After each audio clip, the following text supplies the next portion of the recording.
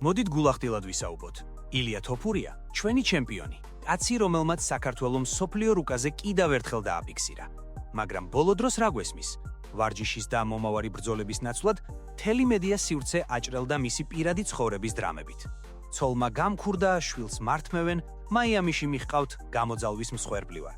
თითქოს საბრძოლო ხელოვნების კი არა, მექსიკური სერიალის ყურება დავიწყეთ. ბევრი თქვენგანი იტყვის, რა ქნას კაცმა? ოჯახური პრობლემა ყველასა აქვსო. კი ბატონო, მესმის. ქართველები ვართ.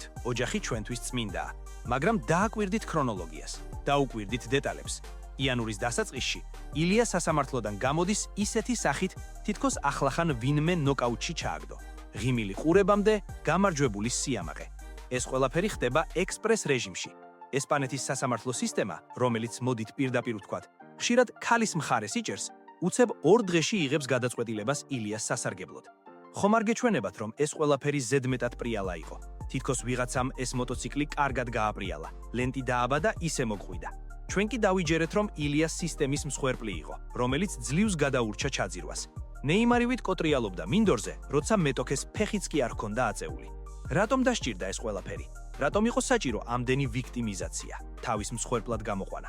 აი აქ შემოდის ეჭვი, რომელიც ბევრ ანალიტიკოს მოსვენებას არ აძლევს. იქნებ ეს ყველაფერი ერთი დიდი სპექტაკლი იყო. მანევრი, რათა დრო მოეგოთ. დაფიხთით, ილია თავად გამოვიდა დეკემბერში იმ სულის შემძვრელი განცხადებით, რომ მას აშანტაჟებდნენ, ფულს პარავდნენ და სახლიდან ნივტები გაჰქონდათ. ჩვენ ყველა შეგვეცოდა, გულზე მოკვდა. კაცს, რომელიც ქვეყნის სახელია, ასე როგორ ექცევიანო. მაგრამ სად არის მეორე მხარის პასუხი? გინახავთ სადმე მისი ყოფილი მეუღლის, ჯორჯინას განცხადება. დაადანაშაულა მან ილია რამეში. წარადგინა მტკიცებულებები? არა, სიჩუმეა. ეს სიჩუმე კი ძალიან ბევრ კითხვას ბადებს. როცა მხოლოდ ერთი მხარე ყვირის და მეორე დუმს, იქ ხშირად სიმართლეს სადღაც შუაში კი არა, სულ სხვაგან იმალება. იქნებ ილიას სჭირდებოდა ეს რკინი არგუმენტი, რომ იანვარში ტიტულის დასაცავად არ გამოსულიყო? იქნებ ეს იყო ფარი, რომლითაც ის ვიღაცას ემალებოდა. და აი მესამე დარტყმა. როგორც კი სასამართლო მოიგო, უცებ ტვიტერზე, ანუ X-ზე, პოსტი ჩნდება. აპრილში ან ივნისში ვბრუნდებიო. უცებ ყველაფერი დაალაგდა, უცებ შანტაჟი, ქურდობა და ბავშვის წაყვანის საფრთხე გაქრა? მეგობრებო, ცხოვრებაში ასე მარტივად მხოლოდ კინოში ხდება. რეალობაში კი განსაკუთრებით UFC-ს დონის ბიზნესში ყოველი სიტყვა გათვლილია. ჩვენ აქ მხოლოდ სპორტს არ ვუყურებთ, ჩვენ ვუყურებთ დიდ ჭადრაკს, სადაც ფიგურები ადამიანების ბედით თამაშობენ. და იცით ვინ არის ამ ჭადრაკში ყველაზე უხერხული ფიგურა? არმან სარუკიანი. სწორედ აქ ჩნდება მთავარი კითხვა. იყო თუ არა ეს ყველაფერი გენიალური მანევრი, რომ სარუკიანი თამაშიდან გაეთიშათ? იყო თუ არა ეს დანა ვაიტის და ილიას ერთობლივი პროექტი, რომ გზიდან ჩამოეშორებინათ ის, ვინც რეალურ საფრთხეს წარმოადგენს? იცით რა არის საინტერესო? ქართულ ხასიათში გვაქვს ასეთი რამ. ბოლომდე ვენდობით იმას, ვინც გვიყვარს, მაგრამ სპორტული ანალიტიკა ემოციებს არ ცნობს. როცა ხედავ, რომ ნაწილები ასე იდეალურად ჯდება ერთმანეთში, უნებურად ფიქრობ, ხომ არ ვართ ჩვენ, გულშემატკივრები, უბრალოდ მაყურებლები ამ თეატრში. შემდეგ ნაწილში ჩვენ გადავალთ იმაზე, თუ რატომ ეშინია UFC-ს სარუკიანისა და რატომ სჭირდებათ მათ ილიასთვის უფრო ადვილი მსხვერპლი, როგორიცაა პადი პიმბლეტი ან ჯასტინ გეიჯი. იქ ნახავთ ისეთ ფაქტებს, რომლებიც დაგამტკიცებთ, რომ ეს სპორტი ხანიღან გასცო უბრალოდ ჩხუბის ფარგლებს. დამიჯერეთ, თუ ახლა გაჩერდებით, ვერასდროს გაიგებთ რა კავშირშია ილიას ოჯახური დრამა UFC-ს მილიონიან კონტრაქტებთან. დარჩით ჩემთან, პირომედ რომ წინ ყველაზე ცხელი ამბები გველოდება. მოდით ყველაფერს თავისი სახელი დავარქვათ. რატომ ატყდა ეს მთელი ამბავი სასამართლოებზე ზუსტად მაშინ, როცა ჰორიზონტზე არმან სარუკიანი გამოჩნდა?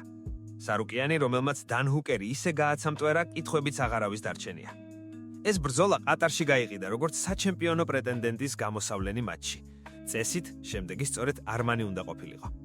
მაგრამ აი აქ იწყება ჯადოქრობა. დანა ვაიტი და UFC-ს ხელმძღვანელობა ხედავენ, რომ სარუკიანი არ არის ისეთი გაყიდვადი და მოსახერხებელი ჩემპიონი, როგორიც ილიაა. ილია ქარიზმატულია. მას მთელი საქართველო და ესპანეთი ზურგს უმაგრებს. ის ნამდვილი ვარსკვლავია. არმანის სახიფათოა. ის ზედმეტად ძლიერია ჭიდაობაში, ზედმეტად უხეშია და თანაც ხშირად აკეთებს ისეთ სისულელეებს, რაც კომპანიას არ მოსწონს. გაიხსენეთ მაყურებელთან ჩხუბიან ის ეპიზოდი, როცა წონის დაკლება ვერ შეძლო და ბრძოლიდან ჩაეხსნა. ხოდა წარმოიდგინეთ UFC-ს ოფისი. ზის დანა ვაიტი და ფიქრობს, როგორ გადავარჩინო ჩემი ოქროს თევზი, ილია ამ სონეხი ტანკისგან. და აი აქ ჩნდება ილიას ოჯახური დრამა. რა მოსახერხებელია, არა? ბოდიში ხალხო ილია ვერ იჩხუბებს იანვარში, რადგან ცოლთან აქვს სასამართლო, ბავშვს მართმევენ, ემოციურად განადგურებული ვარ და მთელი მსოფლიო ამბობს: ოჰ, საწყალი ილია, დააცადეთ ოჯახი მიხედოს. ეს არის კლასიკური ნინგუნეო, როგორც ესპანელები იტყვიან. ანუ ვინმეს იგნორირება და დამცირება. სარუკიანს უბრალოდ გვერდი აუარეს. იმის ნაცვლად, რომ მას ტიტულისთვის ბრძოლა მიეღო, UFC-მ დაიწყო საუბარი დროებით ჩემპიონზე. რატომ? იმიტომ რომ სურთ ამ სქემაში ჩასვან პედი პიმბლეტი ან ჯასტინ გეიჯი. მოდით რეალისტები ვიყოთ. ილია თოფურია პედი პიმბლეტს უბრალოდ სათამაშო პიჟამასავით დახევს. გეიჯი? კი, ჯასტინი ლეგენდაა, მაგრამ მისი სტილი ილიასთვის იდეალურია. ის იღებს დარტყმებს, იხსნება და ილიასნაირი სნაიპერი მას ადვილად დაამიწებს. ეს არის ეგრეთ წოდებული ადვილი ფული და ტიტულის დაცვის გარანტირებული შანსი. რომ მieყვანათ პედი ან გეიჯი პირდაპირ ტიტულზე სარუკიანის გვერდის აურით, ეს იქნებოდა ზედმეტად ბოლეტა, აშკარა, უნამუსო საქციელი. ხალხი აჯანყებოდა. მაგრამ როცა გაქვს ვალიდური მიზეზი, სასამართლო პროცესები, დეპრესია, ოჯახის ნღრევა, მაშინ ყველაფერი მოსულა. ილია ვერ იჩხუბებს, ამიტომ ვაკეთებთ დროებით ქამარსო. და აი გზახსნილია ფავორიტებისთვის. იცით რა მიკვირს? სარუკიანი ამ ყველაფერს ძალიან ჩილ რეჟიმში ხვდება. თითქოს არც ადარდებს. არა უშავს, მე ვარჯიშის ვაგრძელებო. შესაძლოა მასაც რაღაც დაუპირდნენ. შესაძლოა მასაც უთხრეს, რომ აპრილში ან ივნისში კვესტარტზე აცხუბებენ. მაგრამ დაუბრუნდეთ მთავარს. თუ მართლა ილიას ცოლი ასეთი ბოროტი ვენესუელელი იყო, როგორც ზოგი ამბობს და ბავშვს მალავდა, როგორ მოგვარდა ეს ყველაფერი 3 დღეში?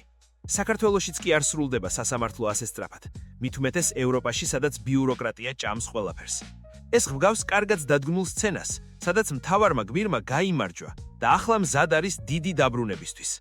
ბევრმა უცხოურმა ფორუმმა და ინგლისურენოვანმა გულშემატკივარმა უკვე დაიჭირა ეს სუნი. ნახეთ კომენტარები. ხალხი სარუკიანის გიფებს პოსტავს. ილიას იქვის, დაკინგ, ბრძოლის არიდება, ემოჯის უწერიან. ეს არ არის მხოლოდ ჰეიტერების ბრალი. ხალხი გრძნობს, როცა რაღაც არანაბიურად ხდება. და მაინც, რა არის ილიას მიზანი? მას სურს იყოს ლეგენდა. მას სურს, რომ მისი სახელი ისტორიაში დარჩეს, მაგრამ დიდება მხოლოდ გამარჯვებები არ არის. დიდება სამართლიანობაცაა. თუ მართლა არიდებს თავს ყველაზე სახიფათო მეტოქეს ამ დრამების წყალობით, მაშინ მისი ჩემპიონობა კითხვის ნიშნის ქვეშ დადგება. თუმცა არსებობს სხვა ვერსიაც. უქნებ ილია მართლა იყენებს თავის გავლენას, რომ UFC-ს თავისი პირობები უკარნახოს. ჩვენ ვიცით, რომ მას დიდი ამბიციები აქვს. ბერნაბეუზე ჩხუბი, რამდენიმე წონაში ჩემპიონობა და ამისთვის მას სჭირდება დრო და იდეალური მომენტი.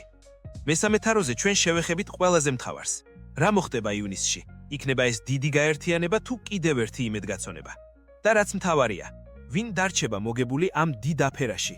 ილია, დანა ვაიტი თუ მაინც ის უხერში სარუკიანი? არ გადართავით, რადგან ფინალი გაცილებით უფრო ჩახლათულია, ვიდრე წარმოგიდგენიათ.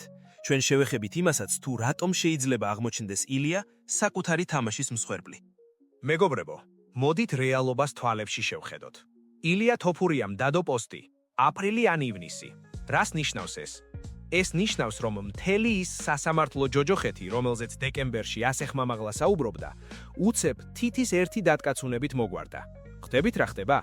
როგორც კი ილიასა და UFC-ს დასჭირდათ ბრძოლის დაანონსება, პირადი პრობლემები მეორე პლანზე გადავიდა, ან საერთოდ გაქრა. ბევრი ამბობს, რომ ეს იყო კლასიკური პისინაზო, ნეიმარის სტილში წაქცევა და ტკივილის სიმულაცია იქ, სადაც არავინ შეხებია. ილიამ შექმნა დრამა, რათა აეცილებინა იანვრის ბრძოლა არმან სარუკიანთან. რატომ? იმიტომ რომ სარუკიანთან ბრძოლა დიდ რისკია, ხოლო ივნისში საერთაშორისო ბრძოლების კვირეულზე მას სთავაზობენ სულ სხვა მასშტაბს, სულ სხვა ფულს და რაც მთავარია, უფრო მოსახერხებელ მეტოქეს. წარმოიდგინეთ სცენარი. ივნისი, ლას-ვეგასი. ილია გამოდის პედი პიმბლეტის ან ჯასტინ გეიჯის წინააღმდეგ. პედი პიმბლეტი? მოდით სერიოზულად. პედი არის UFC-ს მარკეტინგული პროექტი, რომელსაც ილია პირველივე რაუნდში კუთხეში დააყენებს. გეიჯი? გეიჯი მეომარია, მაგრამ მისი სტილი ილიასთვის იდეალური საჩუქარია. ილია მას დაანაკაუტებს, გახდება უნიფიცირებული ჩემპიონი და მისი აქციები ცაშიავა. ამ დროს კი არმან სარუკიანი სადღაც გვერდზე დარჩება. მას ეტყვიან, ბიჯო, შენ კი მოუგე დან ჰუკერს, მაგრამ ილიას პრობლემები ჰქონდა. ახლა სხვა გეგმები გვაქვს. წადი და კიდევ ერთი ბრძოლა ჩაატარეო. ეს არის სისტემის დაუნდობლობა. თუ შენ არ ხარ ოქროს ბიჭუნა, შენით ყოველთვის ითამაშებენ. მაგრამ იცით რა არის აქ ყველაზე საინტერესო? ქართველი გულშემატკივარი მაინც ილიას გვერდით დგას. და ეს სწორიცაა. სპორტსმენს სჭირდება მხარდაჭერა. თუმცა ჩვენ უნდა გვესმოდეს, რომ ილია აღარ არის მხოლოდ მებრძოლი, ის გახდა ბიზნესმენი. მან ისწავლა, როგორ გამოიყენოს თავისი ცხოვრების დეტალები. იქნება ეს სიმართლე თუ ოდნავ გაზვიადებული, თავისი მიზნების მისაღწევად. თუ ეს მართლა მანევრი იყო სარუკიანის დასაბლოკავად, მაშინ უნდა ვაღიაროთ, ილია გენიოსია. მან აიძულა მთელი მსოფლიო, რომ მის პირად ცხოვრებაზე ელაპარაკათ, სანამ ის თავის მომავალ გამარჯვებას აგეგმავდა. მაგრამ არის ერთი მაგრამ. თუ ის ივნისში პედის ან გეიჯის მოუგებს და მერე წლის ბოლოს ოქტომბერში ან ნოემბერში მაინც არ ეჩხუბება სარუკიანს, მაშინ მისი რეპუტაცია სერიოზულად შეილახება. ნამდვილი ჩემპიონი ისაა, ვინც ყველაზე ძლიერს ხვდება და არა ის, ვინც სასამართლოების მიღმა იმალება. მე პირადად მინდა მჯეროდეს, რომ ილია მართალია. მინდა მჯეროდეს, რომ ის შანტაჟის მსხვერპლი იყო და ყველაფერი სამართლიანად დასრულდა. მაგრამ როცა ფაზლის ნაწელებს ვაერთიანებ, სასამართლოს ექსპრეს გადაწყვეტილება, ილიას ღიმილიანი სახე და უცებ გამოჩენილი ჩემპიონური ამბიციები, სურათი ზედმეტად იდეალური ჩანს. თქვენ რას ფიქრობთ? დაწერეთ კომენტარებში. გჯერათ, რომ ილიამ მართლა გამოიყენა ეს დრამა სარუკიანის ასაცილებლად, თუ ფიქრობთ, რომ ეს უბრალოდ ამთხვევაა. მე ვკითხულობ თქვენს კომენტარებს და მაინტერესებს, რას ფიქრობს ქართველი საზოგადოება ამ სპორტულ საპონ ოპერაზე. არ დაგავიწყდეთ არხის გამოწერა. დააჭირეთ ლაიქს, იმიტომ რომ აქ მხოლოდ სიმართლეს ვამბობთ. მაშინაც როცა ის მწარეა. ჩვენ კიდევ ბევრჯერ შევხვდებით ერთმანეთს ამ ოქტაგონზე, რომელსაც ანალიტიკა ჰქვია.